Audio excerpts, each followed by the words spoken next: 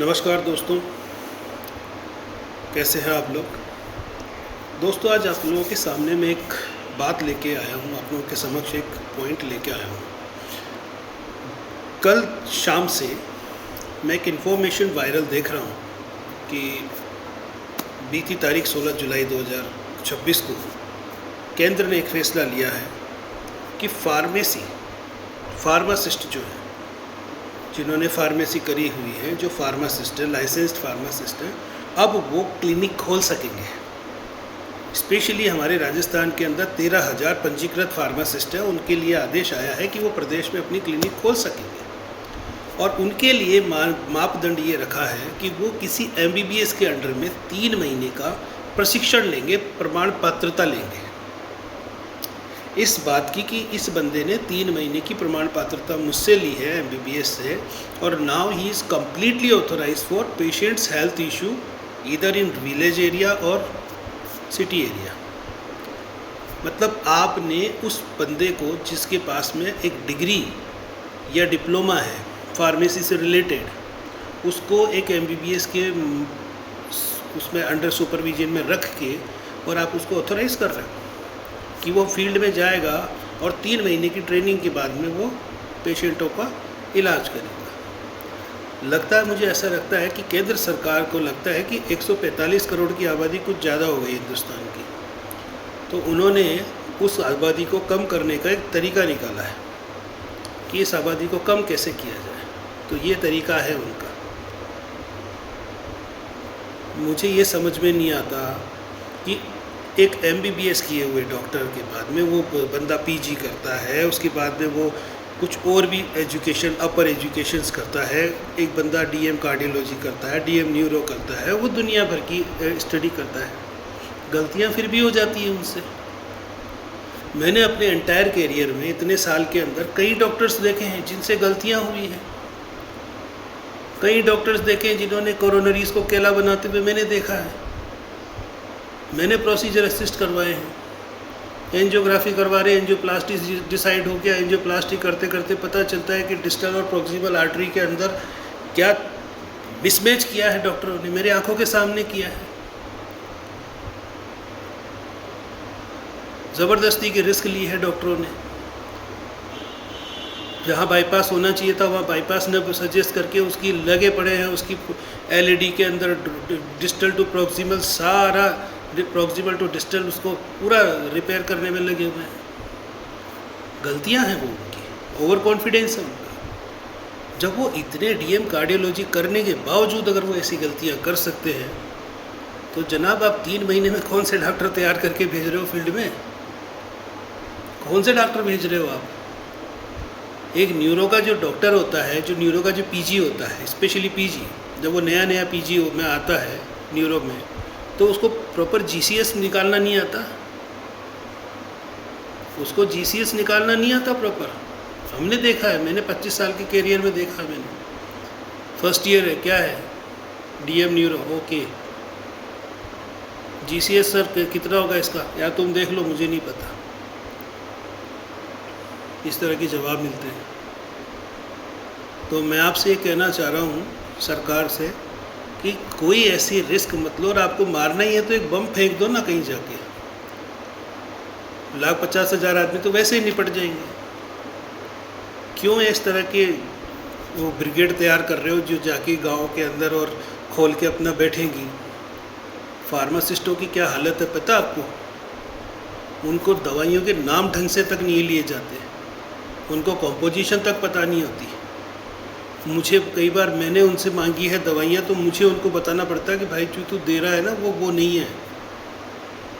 ये हालात है फार्मासिस्टों के, और आप लोग इनकी एक ब्रिगेड तैयार करने जा रहे हैं। 13,000 पंजीकृत फार्मासिस्ट अब प्रदेश भर में क्लिनिक खोल सकेंगे 3 महीना MBBS से ट्रेनिंग लेके।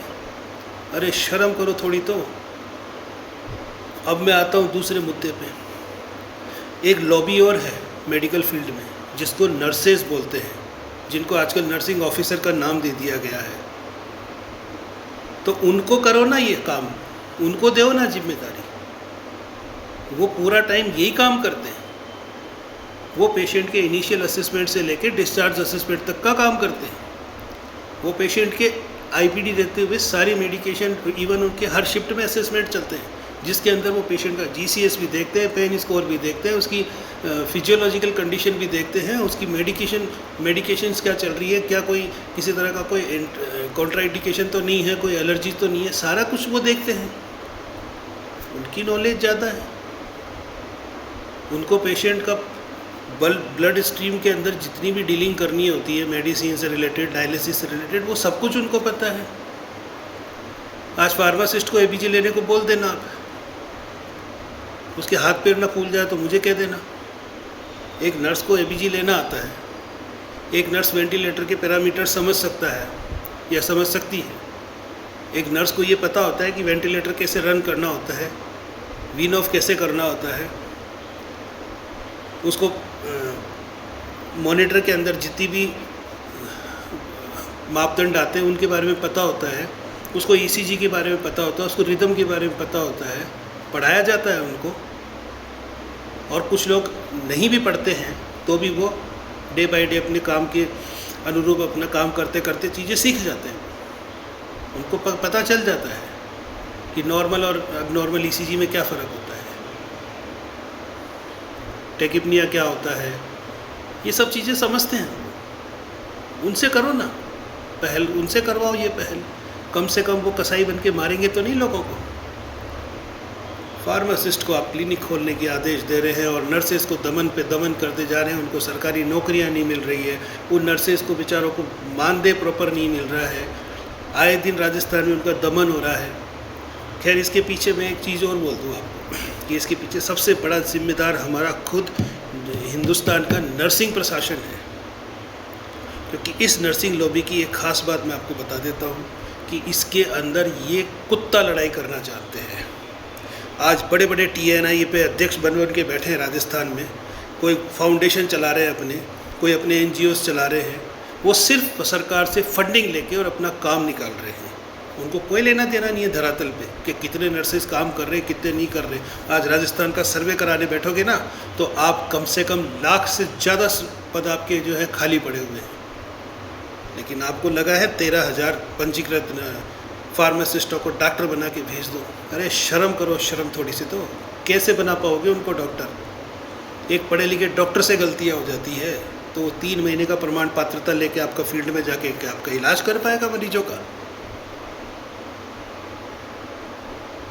उन नर्सेज को प्रमोट करो जो बेचारे दिन रात मरीजों के साथ में उनकी फिजियोलॉजिकल, उनकी एनाटॉमिकल चैलेंजेस को देखते हुए आगे बढ़ रहे हैं।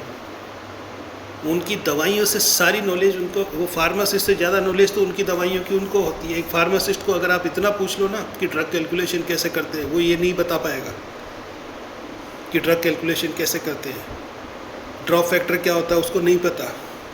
आप उस बंदे से जिसको ड्रॉप फैक्टर नहीं पता उसके IV फ्लूइड दिलवाओगे गाँव में भिजवा के?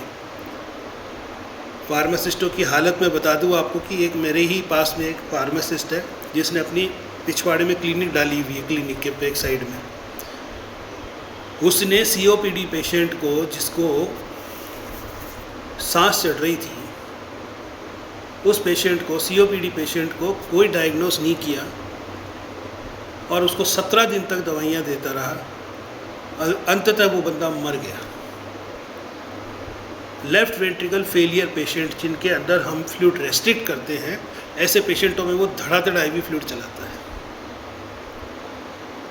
ये हालात है फार्मासिस्टों की और आप उनको सर डॉक्टर बनाने में लगे पड़े हैं। अगर आपको डॉक्टरी बनाना है ना तो इन नर्सेज की तरफ ध्यान दो। गांव में देहात में ये नर्सेज पड़ी हैं या पड़े हैं, वो काम कर रहे हैं तन्मयता से अपना, उनको प्रमोट करो, ट्रेनिंगें उनको दिलवाओ। वो 3 महीने की ट्रेनिंग करें, वो तो दिन रात डॉक्टर के नीचे बैठे रहते हैं, वो तो दिन रात डॉक्टर के साथ काम करते हैं। आप उनको प्रमोट करिए, बताइए उनको कि इस तरह से काम करना है, कैसे नहीं संभालेंगे। और आज कई अस्पताल ऐसे हैं साहब, कई PSC, कई CSC ऐसे जहाँ डॉक्टर बैठते तक नहीं है, वो अपनी प्राइवेट क्लिनिकें खोल के अपना धंधा चला रहे हैं और वहाँ पे पीछे से संभालते हैं कंपाउंडर नर्सेज। कई बता दूं मैं आपको, राजस्थान के अंदर जैसे ऐसे अस्पताल जहाँ पे डॉक्टर 7-7 दिन तक नज़र नहीं आते, मेडिकल भर के चले जाते अपने। आप डॉक्टर हो, आप 7 दिन तक मेडिकल पे पड़े हो, शेम ऑन यू। आपको फील्ड में लगाया गया, फील्ड छोड़ के वहाँ पे शहर में पड़े हो, किसी प्राइवेट अस्पताल में अपनी सेवाएं दे रहे हो, अपनी क्लिनिक चला रहे हो, और उन नर्सेज़ के भरोसे आपने सब कुछ छोड़ दिया। और आज जब देने की बारी आई तो नर्सेज़ को ना दे के आप किसको दे रहे हो? जब देने की बारी आई कि ठीक है आपको हक देना है मरीजों को, आपको अगर चिंता है, स्वास्थ्य की इतनी चिंता है सरकार को, और अगर आपको सुविधा देनी है ना, तो उन नर्सेज़ के हाथ में दीजिए जिम्मेदारी, जो दिन रात वहाँ पड़े रहते हैं, जहाँ उनकी पोस्टिंग होती है वहाँ पे वो पड़े रहते हैं, दिन रात काम करते हैं। आप उनको दीजिए जिम्मेदारी। अगर डॉक्टर बनाना है उनको, तो डॉक्टरी का काम देना है तो उन नर्सेज़ को दीजिए आप। ये फार्मासिस्ट कौन होते हैं? अरे साहब, इस राजस्थान में ऐसी धांधली चल रही है कि मैंने अपनी आंखों से देखा है, फिजियोथेरेपिस्ट, जिनको कायदे से तो डॉक्टर लगाने का हक भी नहीं होता है, they are physiotherapist, only physiotherapist. उनके नाम के आगे फिजियोथेरेपिस्ट लिखना चाहिए। वो लोग बड़े शान से डॉक्टर लगा के और अपनी क्लिनिकें चला रहे हैं। और आपको मैं हकीकत बता दूं, इसी जयपुर में 2 क्लिनिक ऐसी है फिजियोथेरेपिस्ट की, जो एलोपैथी ट्रीटमेंट प्रेस्क्राइब कर रहे हैं मरीजों को, न्यूरो पेशेंट्स को, ऑर्थो पेशेंट्स को। बताइए आप, न्यूरो फिजिशियन की 10 पर्ची देख ली, ऑर्थोपेडिक्स वाले की 10 पर्ची देख ली, उसके अंदर कुछ कॉमन दवाइयाँ देख ली, वो दवाइयाँ दे रहे हैं। महंगी महंगी दवाइयाँ आती है, फिजियोथेरेपी क्लिनिक पे सप्लाई हो रही है दवाइयाँ। आप मेरे से सच उगलवाइए यहाँ पे। इस तरह की फैसले मत लो सरकार आप, ये फैसले अच्छे नहीं होते हैं। आज इन फार्मासिस्टों को बिठाओगे, ये कमीशन खोर हैं, ये दलाल हैं, ये दलाली का काम करते हैं। इनको सिर्फ कमीशन चाहिए होता है, कंपनियों से कमीशन, एमआरओ से कमीशन, सब चाहिए होता है इनको। इसलिए डॉक्टरों से कमीशन चाहिए होता है इनको। जिम्मेदारी देनी है तो उस फ्लोरेंस नाइटिंगेल के पैदा करे हुए उस लॉबी को दीजिए, जो वास्तव में मानव सेवा के नाम पे। और आज कोई गलती से नर्सिंग करा हुआ क्लिनिक खोल के, अभी गोगुंदा में हुआ था, उदयपुर में गोगुंदा के अंदर हुआ था कि एक कोई कंपाउंडर था जो अपनी क्लिनिक चला रहा था, हक था उसको, 15-20 सालों से काम कर रहा था वो, उसको नॉलेज है, और वो कुछ गलत काम नहीं कर रहा था वहाँ पे, वो मरीजों की सेवा ही कर रहा था। जब आपका डॉक्टर वहाँ नहीं बैठा और उसने अगर साइड में अपना क्लिनिक डाल के और अपना काम शुरू कर दिया तो कोई गुनाह नहीं किया उसने, लेकिन उस पर पुलिस कार्रवाई हुई, उस पर छापा पड़ा और उसको निलंबित किया गया, उसको शासकीय सेवा से हटा दिया गया। इस तरह के फैसले मत लो। ये सरकार में जितने घोर खुद्दे बैठे हैं ना, ये घोर खुद्दे ने पूरी गणित खराब करके रख दी है स्वास्थ्य विभाग की। आज मैं बहुत विचलित हूँ इस खबर को पढ़ के कि आने वाले कुछ टाइम में फार्मासिस्ट क्लिनिकें खोल के गाँव में बैठेंगे और लोगों को मारेंगे।